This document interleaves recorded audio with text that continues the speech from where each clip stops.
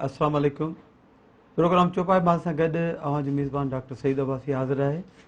नाज़रीन, हस्बे मामूल पंहिंजूं ॻाल्हियूं ॿोलियूं थींदियूं आहिनि जानवरनि जे हवाले सां, उन्हनि जी सिहत, कारोबार। अॼु असांजी स्टूडियो में जेको महिमान आहे उन सां ॻाल्हि ॿोल थींदी त लाइव स्टॉक जे हवाले सां जेका मईशत आहे उन में उनजो कहिड़ो रोल आहे ऐं उन सां गॾोगॾु ख़ासि तौर ते जेके नौजवान ट्रेनिंग करे ऐं उहे ॿाहिरि आया आहिनि उन्हनि खे सिंध गवर्नमेंट कहिड़ियूं सहूलियतूं ॾिनियूं आहिनि।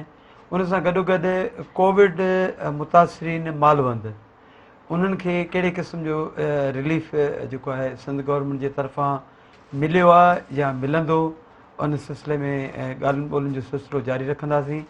महिमान जी तरफ़ हलूं था मोहतरम डॉक्टर अब्दुल्ला सेठार, पाण Sindh live stock breeding authority registrar बि आहिनि ऐं उन सां गॾोगॾु ट्रेनिंग सेंटर जेको आहे टंडेजाम में उन जा बि डिप्टी डायरेक्टर आहिनि। गॾोगॾु AI सर्विस जेका सॼी सिंध में हथरादू तरीक़े सां चौपाई माल में ख़ासि करे ढगियुनि में, मेहनि में, ॿकरियुनि में जेको ॿिज रखियो वञे थो उन जा बि पाण डिप्टी डायरेक्टर आहिनि। साण ॻाल्हि ॿोल शुरू कयूं था। डॉक्टर साहिबु, अव्हांखे प्रोग्राम चौपाई माल में भलीकार चऊं था मेहरान TV जी तरफ़ां। अव्हांजी वॾी महिरबानी, पंहिंजो क़ीमती टाइम कढी आया हो।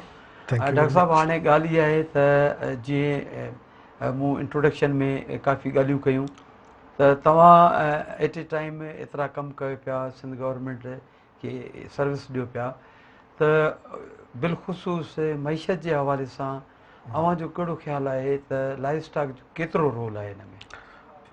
जीअं त साईं महिरबानी डॉक्टर सईद अब्बासी साहब चौपाई माल प्रोग्राम में दावत ॾियण जी। जीअं त तव्हां ॾिठो हूंदो त इकनॉमिक सर्वे ऑफ पाकिस्तान 2020 ऐं 21 रिलीज़ थी चुको आहे। उन में क्लियर माना पिक्चर ऐं फिगर ॾिनल आहे त जेको एग्रीकल्चर जो GDP में रोल आहे उन में लाइव स्टॉक जो जेको रोल आहे उहो सालों साल वधंदो पियो वञे। हिन साल उहो जेको रोल जेको मईशत में आहे उन जो कंट्रीब्यूशन उहो 60.1 आहे ऐं अॻ में जेको आहे माना जेकी एग्रीकल्चर जेके टोटल एग्रीकल्चर जा जेके बि शोबा आहिनि उन में लाइव स्टॉक टॉप ते पहुचे। माना अकेले सिर सां जेको लाइव स्टॉक आहे उनजो 60.1 जेको आहे जेको माना GDP में जेको आहे सो जेको एग्रीकल्चर जो जेको कंट्रीब्यूशन आहे उन में 60 बाक़ी एग्रीकल्चर ऐं उन जा अलाइड जेके सब्जेक्ट्स आहिनि उनजो जेको कंट्रीब्यूशन आहे पाकिस्तान जी जेकी GDP में।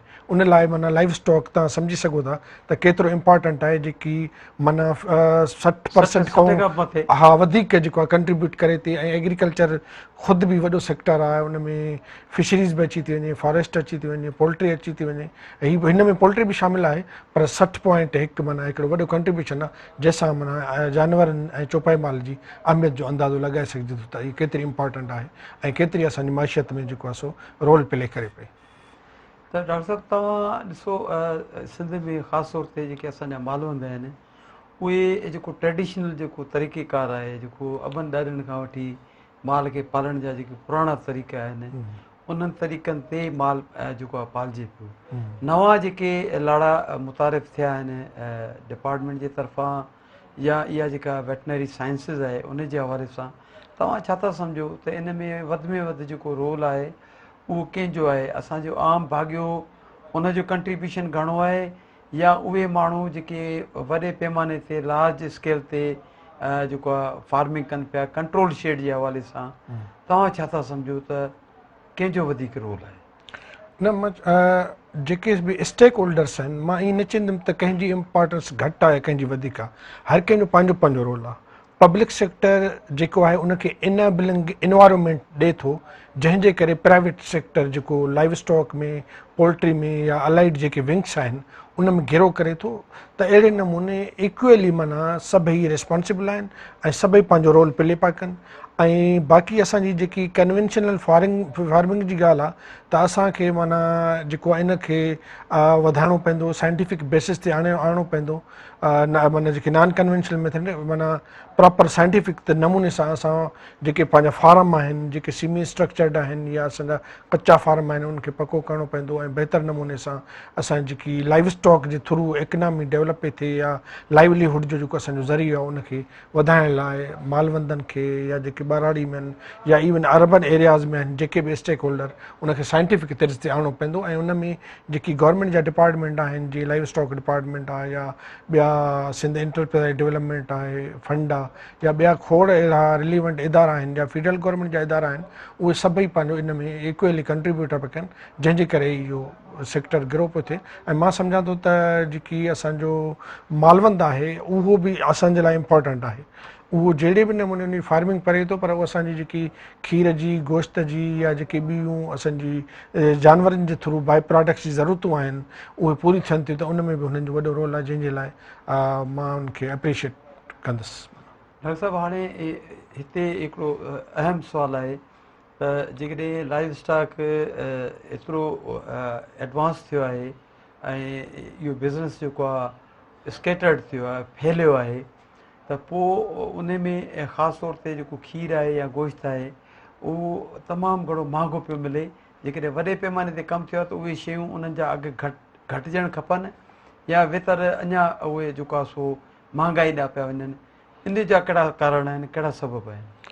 तव्हां ॾिसो जेकी असां वटि जानवरनि जी जेकी पैदावार आहे सालों साल कैटल हेड वधंदा पिया वञनि पर उन खां अलावा ह्यूमन पॉपुलेशन वधे पई कंज़प्शन वधे पई ऐं उन खां पोइ असांजो जेको अर्बन एरियाज़ जो जेको मीट आहे उहो एक्सपोर्ट पियो थिए गल्फ कंट्रीज़ तरफ़ माना ॾिसो न जेकी असांजी प्रोडक्शन डोमेस्टिक आहे उहा सिर्फ़ु डोमेस्टिक लेवल ते कंज्यूम न पई थिए पर इंटरनेशनल लेवल ते इहे एक्सपोर्ट बि थिए पई असांजी ऐं इन सां असांजी मैशत बि सुधरे पई ऐं प्लस में मां सम्झां थो जेकी हर साल हर शयुनि जा अघु रिवाइज़ थींदा रहंदा आहिनि बाक़ी जेकॾहिं इनखे तव्हां कंपेयर ॿियनि मुल्कनि सां कंदो त इन जो अघु ॿियनि मुल्कनि जी भेट में असां वटि माना एॾो वधीक न आहे जेॾो सम्झो थो वञे जीअं खीर जो आहे जेकॾहिं या गोश्त जो आहे इहो रेट माना मुनासिबु आहे छो जो जेको पंहिंजो फार्मर आहे उनखे बि प्रॉपर नमूने सां उनजो माना पैकेज या प्रॉफिट मिलणु खपे छो जो हू बि महिनत करे थो मुंहिंजे ख़्याल में इहो काफ़ी आहे। अच्छा डॉक्टर साहब हाणे हिते हिकिड़ी ॿी बि अहम जेको आहे ख़ासि माना पॉइंट आहे उहा इहा आहे त तव्हां सॼी सिंध में हिकिड़े पासे तव्हां इहा ॻाल्हि पिया कयो त असांजा जेके हज़ारे सालनि खां पुराणा जेके नसुल आहिनि यानी इंडिजीनस जेके ब्रीड आहिनि असांजूं असां उन्हनि खे बचायूं पिया जीअं ख़ासि करे ॻाढ़ी ॻऊं आहे कुंडी आहे या थरी कैटल आहे ऐं वरी ॿिए पासे तव्हां जेके एक्ज़ॉटिक ॿाहिरियां जेके ॿिज इंट्रोड्यूस कयो पिया छो त तव्हां प्रोजेक्ट डायरेक्टर बि आहियो त इहा यकीननि तव्हांजे इल्म में ॻाल्हि हूंदी त उहे जेके ॿिज मुख़्तलिफ़ तरीक़नि सां सॼी सिंध में जेके तव्हां माण्हू ट्रेंड कया आहिनि उन्हनि जे ज़रिए रखायो पिया तव्हां छा था सम्झो इन अमल सां असांजो जेको इंडिजीनस जेको ब्रीड आहे लोकल जेका ब्रीड आहे असांजी जीअं थरी ऐं पंहिंजो रेड सिंधी जी ॻाल्हि कईसीं त छा उहे नसुल पोइ अॻियां हली कम्पीट कंदा छो त जेकॾहिं ॿाहिरियां ॿिज हिते अचनि था त तव्हांजो छा ख़्यालु आहे? तव्हांजा माना मल्टीपल क्वेश्चन्स आहिनि। इंडिजीनियस ब्रीड्स जेके बि असांजूं आहिनि रेड सिंधी आहे थरपारकर कैटल आहे या असांजी कानक्रेज आहे या असांजी कुंडी बफेलो ब्रीड आहे या असांजी गोट जूं ब्रीड आहिनि या शीप जूं ब्रीड आहिनि उन जो सेपरेट सां असांजा अलॻि सेक्शन जेके कमु पिया कनि ऐं अलॻि सां गवर्नमेंट उन जे लाइ ब्रीडिंग ऐं फार्म ऐं रिसर्च स्टेशन बि क़ाइमु कयूं आहिनि त उन्हनि ब्रीड्स खे माना पंहिंजे फार्म ते रिसर्च ज़रिए तहक़ीक़ जे ज़रिए जदीद तौर तरीक़े ज़रिए उन जी जेकी आहे पर एनिमल प्रोडक्शन वधाइजे ऐं उन्हनि जो वरी जेको सेमन आहे या उनजो जेको हा उन्हनि मां नर जुज़ा वठी उन्हनि खे रिज़र्व पिया कयो हा उहे ॾिना वञनि ऐं ॿी ॻाल्हि त जेसि ताईं असां एक्ज़ॉटिक ब्रीड माना ॿाहिरि मुल्क जा नसुल जंहिंमें मेन होलिस्टन फ्रीज़न आहे जर्सी आहे या गोश्त जी पैदावार में मेन एंगस आहे या ॿिया साइमेंटल आहिनि इहे ब्रीड जेके असां वटि हिते आणण जो मक़सदु इहो आहे त उनखे बि असांखे डिस्करेज नाहे करिणो इहे बि असां वटि गोश्त जो ऐं खीर जी पैदावार जो प्रोडक्शन जो वॾो ज़रियो आहिनि। प्लस में जेके मालवंद इन्हनि खे पालनि था उन्हनि खे बहितरु इनकम बि थिए पई, छो जो बाक़ी रही ॻाल्हि त जेके ॿाहिरि मुल्क जा नसुल आहिनि उहे सिंध या पाकिस्तान जे ॿियनि इलाइक़नि में उन्हनि जो सर्वाइवल रेट एतिरो मज़बूत न आहे या उन जी डिज़ीज़ रेज़िस्टेंट न आहिनि जेतिरे क़दुरु असांजा पंहिंजा ओरिजिनल नसुल आहिनि जिन जा मां नाला खणी चुको आहियां। त असांखे खपे त जेके पंहिंजा नसुल आहिनि उन लाइ त जेकी Sindh live stock breeding service authority Sindh हुकूमत क़ाइमु कई आहे त जेके असांजा पंहिंजा नसुल आहिनि जंहिंजा मेन 4 पर्पज़ आहिनि त हिकिड़ो त असांजो जेनेटिक जेको पोटेंशियल आहे उनखे कंज़र्व करिणो आहे, ॿियो असांजो जेको इंडिजीनियस जेको माना लोकल पंहिंजो नसुल आहे सिंध जो पंहिंजो जेके मां नाला खणी चुको आहियां उन्हनि खे कंज़र्व बि करिणो आहे ऐं इम्प्रूव करिणो आहे। इन में को शक न आहे त इहे नसुल घटि पिया पवनि ऐं ॿियो इन में क्रॉस ब्रीडिंग थी थिए जंहिंजे करे माना असां वटि ओरिजिनल जेके असुलु नसुल जो जानवर मिलणु ॾाढो ॾुखियो बि आहे ऐं घटि माना कुझु इलाइक़नि ते महदूद आहे। उन लाइ असांखे कोशिशि इहो करणु खपे त असांखे जेकी एग्रीकल्चरल इकोलॉजिकल ज़ोन्स माना क़ाइमु करणु खपनि त कहिड़े ज़ोन में कहिड़े ब्रीड ते असां घणो कमु कयूं ऐं पालियूं रखियूं ताकी जेकॾहिं कुंडी बफेलो हाणे तव्हांखे सिर्फ़ु बदीन में मेहड़ में या कुझु इलाइक़नि में मिलंदी पर सॼी सिंध में। डॉक्टर साहब हिकिड़ो नंढिड़ो ब्रेक वठंदासीं, नाज़रीन हिकिड़ो नंढिड़ो ब्रेक वठूं था, असां सां गॾु रहंदा।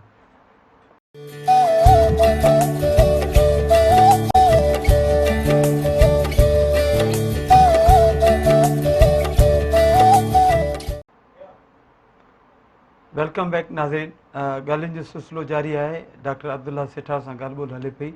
जी डॉक्टर साहब।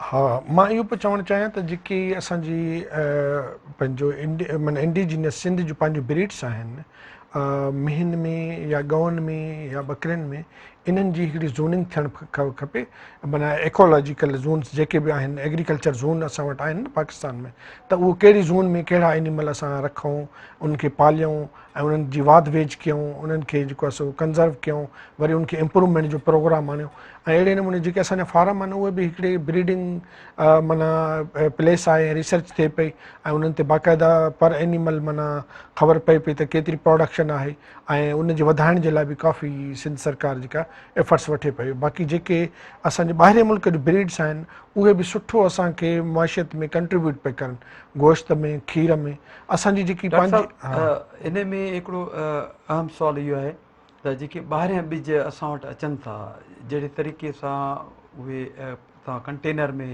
रखो पिया उनखे या उन खां पोइ जेके तव्हांजा ट्रेंड माण्हू फील्ड में रखनि पिया ॿिज त किथे किथे इहे कॉम्प्लिकेशन्स बि आहिनि त भई जेके जेको ॿारु पैदा थिए थो माउ जे पेट में जानवरनि जे लाइ त उन में उहो ओवर साइज़ थियो वञे ऐं पोइ डिस्ट्रोकिया जा केस फरनि जो फासणु या उहे फर जेको आहे सो प्री मेच्योर उन्हनि जी जेको आहे बर्थ थिए थी उहो किरी बि पवनि था।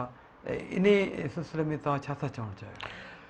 न हाणे जीअं मां इहो चवणु चाहींदुमि त जेके असां सेमन इम्पोर्ट पिया कयूं जीअं ब्राह्मण आहे त ब्राह्मण में उनजी खे कोशिशि इनकरेज कजे त उन में इंसेमिनेट कजे, जेकॾहिं होलिस्टन फ्रीज़न जी उन में कजे या होलिस्टन फ्रीज़न जी जर्सी में या जर्सी जी होलिस्टन फ्रीज़न में।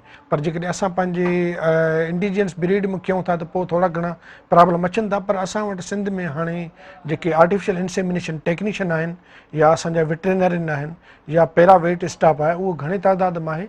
इहे मसइला त बायोलॉजिकल आहिनि, प्रॉब्लम के माना एबनॉर्मलिटीज़ बर्थ में थियनि थियूं या किथे किथे माना इशूज़ थियनि था, पर उहे उनखे हल करण जे लाइ माना बासलायत असां वटि अमलो आहे काफ़ी जेको करे पियो। अच्छा, उन ते ख़ुसूसी तौर ते का ट्रेनिंग प्रोग्राम हले पियो? यस, बिल्कुलु। उन लाइ सिंध गवर्नमेंट जी live stock department artificial insemination training centre Tandojam में ठाहियो आहे ऐं जंहिं 2019 खां वठी कमु शुरू कयो आहे, जंहिंमें अॻु में सिंध एग्रीकल्चर ग्रोथ प्रोजेक्टिव जी कोलाबोरेशन सां असां जेको आहे सो 762 आर्टिफिशियल इंसेमिनेशन टेक्नीशियन प्रोड्यूस करे चुका आहियूं, छो जो असां वटि जेके गवर्नमेंट जा आर्टिफिशियल इंसेमिनेटर आहिनि जेतिरी असांजी पॉपुलेशन आहे उन जे लाइ पूरा न आहिनि। उन लाइ 762 असां पहिरियों जी साईं हिकिड़ी नंढी कॉल वठूं था। जी अस्सलाम वालेकुम। वालेकुम अस्सलाम। हा जी, अदा केरु किथां खां? डॉक्टर अलीगौर मंगी तो ॻाल्हायां साईं, हैदराबाद खां, कासिमाबाद खां। हा जी, अदा सवाल ॿुधायो। डॉक्टर साहब खां हिकिड़ो नंढड़ो सुवाल पुछणो हो सेठा साहब खां। काल जो आवाज़ न पियो अचे। डॉक्टर सेठा साहब खां हिकिड़ो सुवाल पुछणो हुयो। सेठा साहब खां तव्हांजो सुवाल आहे, पर आवाज़ हा, सफ़ा घटि पियो अचे। आवाज़ सफ़ा पियो घटि अचे। हलो जी हलो जी हलो, काल काल कटिजे पई अलाए छा। हा हा जी जी डॉक्टर साहब। जी साईं। हा, त असां माना सिंध एग्रीकल्चरल ग्रोथ प्रोजेक्ट जे कोऑपरेशन ऐं सपोर्ट सां 762 AI टेक्नीशियन प्रोड्यूस करे चुका आहियूं। अच्छा ऐं हिन वक़्तु जेको कोविड जो इम्पैक्ट पियो हो सिंध में मालवंदनि ते, फार्मर ते, उन ते हिकिड़ो प्रोग्राम सिंध गवर्नमेंट लॉन्च कयो आहे त पंहिंजो pro poor social protection and economic sustainability initiative J title सां उन में बि मुख़्तलिफ़ कंपोनेंट हुया। उन में हिकिड़ो कंपोनेंट हुयो कैपेसिटी बिल्डिंग जो, जंहिंमें बि 120 सीटूं मिलियूं, ऐं उन में असां 60 माण्हुनि जी हिकिड़ी बैच पहिरियों ट्रेंड करे चुका आहियूं। ऐं 6 महीननि जो कोर्स आहे, 2 साल 2 महीना जेको आहे उनजो अकेडमिक कोर्स आहे, ऐं 4 महीना फील्ड अचीवमेंट आहे। ऐं ॿी बैच जेकी आहे उहा हाणे अंडर ट्रेनिंग आहे, ऐं उहे बि 2 महीननि जी जेकी आहे सो अकेडमिक कोर्स करे रहिया आहिनि, जंहिंमें क्लासरूम आहे, प्रैक्टिकल डिमॉन्स्ट्रेशन आहे। उन खां पोइ 4 महीना उहा ट्रेनिंग बिलख़ुसूस कहिड़ी शइ ते आहे? Artificial insemination. आर्टिफिशियल इंसेमिनेशन हथरादू जेके ॿिज रखो हा, था। ॿिज रखणु ऐं प्रेगनेंसी डायग्नोसिस, इन्हनि माना जेकी इंक्लूडिंग सेमन हैंडलिंग, सीमल कलेक्शन, सभु कुझु सेखारियो वेंदो आहे। अल्ट्रासोनोग्राफी, पर मेन असां चवंदासीं उनखे AI टेक्नीशियन। AI टेक्नीशियन जो कोर्स जेको आहे सो असां 120 माण्हुनि खे इन में pro poor social protection and economic sustainability initiative तहत कराए रहिया आहियूं, जेको directorate of animal breeding J initiative आहे। ऐं इहे 120 इहे थींदा, ऐं 762 अगम आहिनि।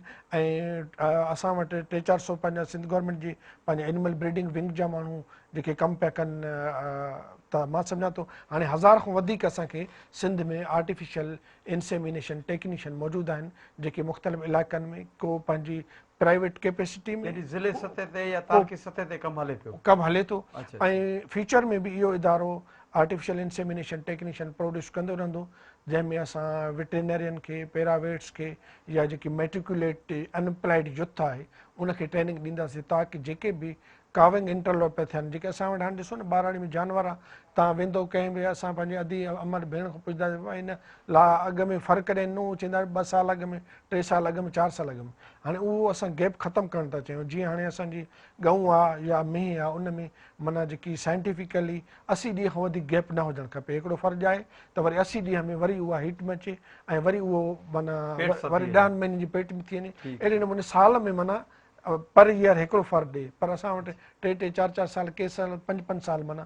पर हाणे जेकॾहिं असां वटि इहे AI टेक्नीशियन सिंध हुकूमत जे लाइव स्टॉक डिपार्टमेंट जे सहकार सां जेकॾहिं प्रोड्यूस थींदा, त इहे वॾो माना क्रूशल रोल प्ले कंदा असांजे लाइव स्टॉक सेक्टर में, ऐं सिंध में ख़ुशूसन मालवंदनि खे बि असां कोशिशि कई आहे त असां जेकॾहिं माना 800 850 प्राइवेट माण्हू असां ट्रेंड कया आहिनि, जेके पंहिंजे ॻोठ में, पंहिंजे सराउंडिंग में, पंहिंजे इलाइक़नि में जीअं फ्री सर्विस ॾियनि था, उन्हनि खे जेको पंहिंजे दर जी चाउट ते आर्टिफिशियल इंसेमिनेशन सर्विस मिले, प्रेगनेंसी डायग्नोसिस मिले, या जेकॾहिं एनिमल रिप्रोडक्टिव के डिसऑर्डर्स आहिनि उनखे ट्रीट करे जानवरनि खे जेको आहे सो बहितर नमूने कनि। जीअं तव्हां चयो त डिस्ट्रोक जा केस था थियनि, या एबनॉर्मलिटी थी थिए, या एबनॉर्मल ग्रोथ थी थिए, हा, उन्हनि सभिनी में इहे ट्रेंड आहिनि। ऐं इहे ई जेको आहे सो सिंध में मां सम्झां थो त काफ़ी बहितर रोल प्ले कंदा, जंहिंसां असांजे मालवंदनि में ऐं असांजे लाइव स्टॉक में ऐं असांजी जेकी बि प्रॉब्लम आहिनि एनिमल रिप्रोडक्ट ऐं ब्रीडिंग जे हवाले सां, उहे काफ़ी हल थींदा, जंहिंमें मदद। अच्छा डॉक्टर साहब, हिते तव्हां अल्ट्रासोनोग्राफी जी ॻाल्हि कई,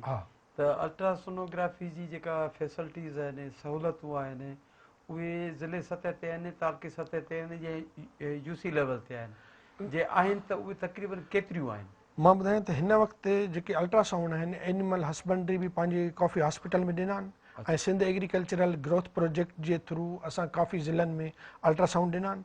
प्लस में जेके AI टेक्नीशियन प्रोड्यूस थिया, इन्हनि जा असां स्पेशल क्लास रखियासीं, त हू जेकॾहिं लार्ज एनिमल में न बि सही, त स्मॉल एनिमल में जेकॾहिं प्रेगनेंसी डायग्नोसिस कनि त थ्रू अल्ट्रासोनोग्राफी कनि, ताकी रेक्टल पल्पेशन सां जेके इशूज़ पिया थियनि, या को ब्लीडिंग थिए पियो, मसइलो पियो थिए, त उन खां जी बची सघिजे। उन लाइ अल्ट्रासाउंड असांजे सिंध में जेके बि ॿई विंग्स आहिनि, एनिमल ब्रीडिंग या एनिमल हस्बेंड्री, ॿिन्ही प्रोड्यूस कया आहिनि ऐं काफ़ी जॻहनि ते आहिनि। प्लस में असां वटि जेको प्राइवेट प्रैक्टिशनर आहे उहो बि हिकिड़ो सुठो रोल पियो करे। मां उन्हनि जी सर्विसिस खे बि रिकॉग्नाइज़ कंदुमि त असांजे प्राइवेट हॉस्पिटल्स में या काफ़ी प्राइवेट प्रैक्टिशनर्स खे जेके पोर्टेबल अल्ट्रासाउंड आहिनि उहे स्मॉल एनिमल में प्रेगनेंसी डायग्नोसिस थ्रू अल्ट्रासाउंड कनि पिया। ऐं असांजे इदारे जेके बि माण्हू ट्रेंड प्रोड्यूस कया आहिनि उन्हनि खे अल्ट्रासाउंड जी बि ट्रेनिंग ॾिनी वई आहे त उहे प्रेगनेंसी पर्टिकुलरली माना जेकी आहे सो जेके बि एबनॉर्मलिटीज़ आहिनि सॉफ्ट टिश्यू जूं उहो थ्रू अल्ट्रासाउंड आइडेंटिफाई करे सघनि ऐं ॿियो जेको प्रेगनेंसी डायग्नोसिस आहे थ्रू अल्ट्रासाउंड करे सघनि। अच्छा डॉक्टर साहब, हिकिड़े अंदाज़े मुताबिक़ असांजो जेको नौजवान ख़ासि करे वेटनरी जे हवाले सां जेके ग्रेजुएट आहिनि उन्हनि जो तक़रीबन 4-5 हज़ार खां बि अंग टपे पियो। त तव्हां छा था सम्झो त हीअ जेके तव्हां ट्रेनिंग्स करायो पिया उहे ट्रेनिंग्स उन्हनि बेरोज़गार जेके ग्रेजुएट्स आहिनि उन्हनि खे पिया करायो या हीअ जेके अंडर ग्रेजुएट आहिनि उन्हनि खे पिया करायो? न, असां वटि मुख़्तलिफ़ कैटेगरीज़ आहिनि। जेके असां ट्रेनिंग कराई आहे, हिकु त private veterinarian, public sector veterinarian, paravet जंहिंजो स्टाकिस्टेंट कोर्स थियल आहे, चाहे प्राइवेट सेक्टर जो हुजे या पब्लिक सेक्टर जो।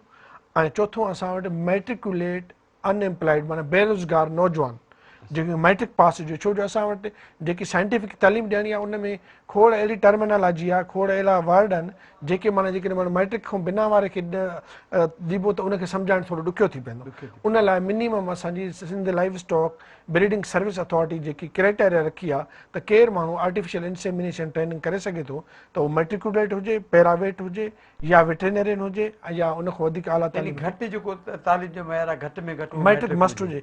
ऐं जेको कोर्स जी जेकी लेंथ आहे उहा हाणे फिक्स थियल आहे Sindh live stock breeding authority तरफ़ां त उहा 6 महीननि खां घटि न हूंदी।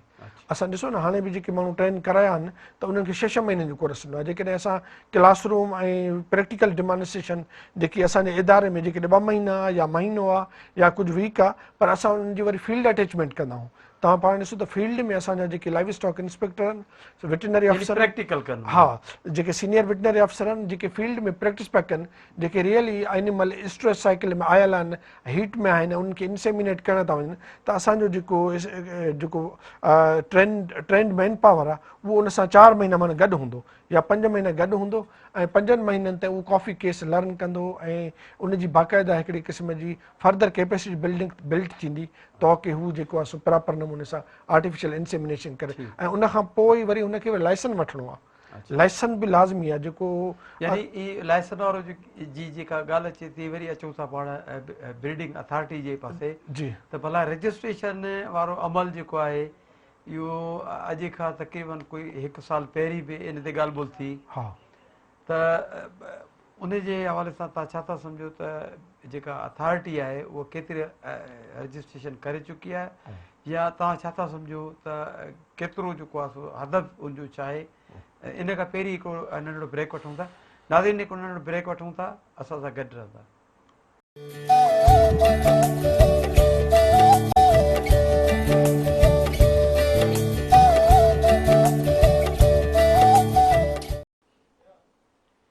वेलकम बैक नाज़रीन। प्रोग्राम में ॻाल्हि ॿोल जो सिलसिलो जारी आहे।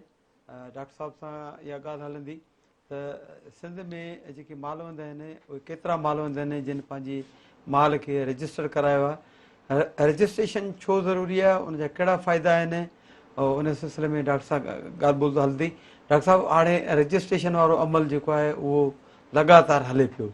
हिन वक़्तु ताईं केतिरा असांजा भाॻिया जेके आहिनि मालवंद उहे नंढी लेवल जा या वॾी लेवल जा जेके रजिस्टर थी विया आहिनि? असांजी मुंहिंजो तमामु गुड क्वेश्चन। त live stock breeding service authority जा मुख़्तलिफ़ चैप्टर्स आहिनि, मुख़्तलिफ़ एम्स ऑब्जेक्टिव्स आहिनि जंहिंमें रजिस्ट्रेशन ऐं लाइसेंसिंग बि आहे। हाणे रजिस्ट्रेशन लाइसेंसिंग असांजो जेको मालवंद आहे उन जी जेकी तनज़ीम साज़ी थियणु खपे। असां वटि जेकी कुंडी बफेलो ब्रीड आहे, रेड सिंधी कैटल आहे, थरपारकट कैटल आहे, कॉन्क्रेच कैटल आहे, या उन खां पोइ असां वटि जेकी पटेरी गोट आहे या कामोरी गोट आहे, इन्हनि जूं ब्रीड कंज़र्वेशन ऐं इम्प्रूवमेंट लाइ एसोसिएशन ठही चुकियूं आहिनि ऐं उन्हनि जा मेंबरशिप आहिनि। ऐं उन खां पोइ असां वटि तव्हांखे ख़बर आहे त गुज़िरियल 2 सालनि खां livestock expo Sindh livestock expo बि थींदो रहियो आहे। त सिंध लाइव स्टॉक एक्सपो 20 में 20 में बि असां जेको आहे सो सवनि जी तइदाद में ब्रीडर फार्मर रजिस्टर्ड कयासीं। ऐं जेको हाणे थियो 2021 में उन में बि सवनि जी तइदाद में असां ब्रीडर रजिस्टर कयासीं। उन खां अलावा जितां बि असांखे दरख़्वास्त ईंदी आहे उनजो हिकिड़ो तरीक़ेकार आहे, एप्लीकेशन फार्म भरे ॾींदो त उन फार्म खे या रजिस्टर्ड कंदासीं, उन जी जानवर खे असां रजिस्टर्ड कंदासीं, या को माण्हू ब्रीडिंग मेल रजिस्टर्ड कराइण थो चाहे उहो रजिस्टर कंदासीं, जंहिंजो तइदाद हज़ारनि में आहे। ऐं इहा हिकिड़ी डॉक्यूमेंटेशन आहे, छो जो इहे असां वटि रजिस्टर्ड थींदा त पोइ ई live stock breeding service authority जो जेको ब्रीड इम्प्रूवमेंट जो या ब्रीड कंजर्वेशन जो प्रोग्राम आहे उहो ई लॉन्च थींदो। ऐं उन्हनि खे ई असां पंहिंजो मैसेज प्रॉपर नमूने सां साइंटिफिकली मुख़्तलिफ़ सेमिनार में, प्रोग्राम में, वर्कशॉप्स में घुराए करे माना ॿुधाए सघूं था। ऐं ॿियो उन सां अलावा असांजा जेके सीमेंट प्रोडक्शन यूनिट आहिनि उहे बि 3 असां वटि रजिस्टर्ड थी चुका आहिनि। हिकिड़ो सिंध गवर्नमेंट जो कराची में आहे सीमेंट प्रोडक्शन यूनिट, ॿियो ब्रीड इम्प्रूवमेंट सेंटर रोड़ी आहे, टियों पिताफ़ी कैटल फार्म ते सीमेंट प्रोडक्शन आहे, Pitafi semen production unit Mirpur Mathelo. इहे 3 असां वटि बाक़ाइदा रजिस्टर्ड आहिनि। ऐं इन्हनि जी सेमन या इन्हनि जा जेके ब्रीडिंग मेल आहिनि उहे बि असां वटि रजिस्टर्ड आहिनि ऐं उहे अथेंटिकेटेड आहिनि। ऐं अनरजिस्टर्ड जेके बि आहिनि या जेके बि मालवंद असां वटि रजिस्टर्ड न आहिनि उहे एक्चुअली इन जो वॾो हिकिड़ो ह्यूज इम्पैक्ट आहे। ऐं काफ़ी माना तफ़सीली ॻाल्हि बि इन ते करे सघिजे थी त इहा रजिस्ट्रेशन छो लाज़मी आहे, लाइसेंसिंग छो लाज़मी आहे। एक्चुअली असां वटि जेको ब्रीडिंग बुल आहे माना जेको सान असां मेल यूज़ था कयूं जानवर जे लाइ उन जी बि रजिस्ट्रेशन लाइसेंसिंग ज़रूरी आहे। जेकॾहिं उहो न आहे शायदि उन जी जेकी माना ख़बर पए त इहो असांजो ब्रीडिंग मेल प्रूवन आहे या न। जेकॾहिं असां ईअं अनप्रूवन ब्रीडिंग मेल यूटिलाइज़ कंदा वेंदासीं त नतीजतन असां वटि लो प्रोडक्टिव एनिमल प्रोड्यूस थींदा वेंदा। ऐं असां वटि एनिमल ऐं कैटल जो जेको तइदाद त वधंदो थो वञे पर असां वटि प्रोडक्शन जेकी मिल्क जी आहे या मीट जी आहे उहा नथी मिले जेतिरी असां वटि हुजणु खपे या उन जी बाय प्रोडक्ट्स जी। इन जे करे असांखे पंहिंजी जेको चौपायो माल आहे या ब्रीडिंग असांजा जेके बिज़नेस यूनिट आहिनि उहे रजिस्टर्ड करणु खपनि, उनजो लाइसेंस वठणु खपे। उन खां पोइ live stock breeding service authority जा जेके बि स्टैंडर्ड्स एंड प्रोसीजर्स आहिनि, जेके असां स्टैंडर्ड ऑपरेटिंग प्रोसीजर आहे त असां वटि सीमन कहिड़ो माण्हू डिस्ट्रीब्यूट करे सघे थो, लाइव एनिमल कहिड़ो माण्हू इम्पोर्ट करे सघे थो, असां वटि लाइव स्टॉक जो बिज़नेस कहिड़ो माण्हू करे सघे थो, ऐं जेको मिल्क प्रोड्यूस करे थो उन जी कैटेगरी छा हुजणु खपे, या उन खां पोइ सीमन प्रोडक्शन यूनिट जेको माण्हू रन करे थो उन जी सेमन कलेक्शन जो छा प्रोसीजर हुजणु खपे, स्टैंडर्ड छा हुजणु खपे, प्रेमिसिस कीअं हुजणु खपे, ब्रीडिंग मेल जो स्टैंडर्ड छा हुजणु खपे, एज केतिरी हुजणु खपे, ऐं उन जी जेकी आहे सो टेक्निकली उन जी साउंड ने ॾिसे त इहो ब्रीडिंग मेल वेदर फिट बि आहे या न। इन खे असां रजिस्टर्ड कयूं था, लाइसेंस ॾियूं था।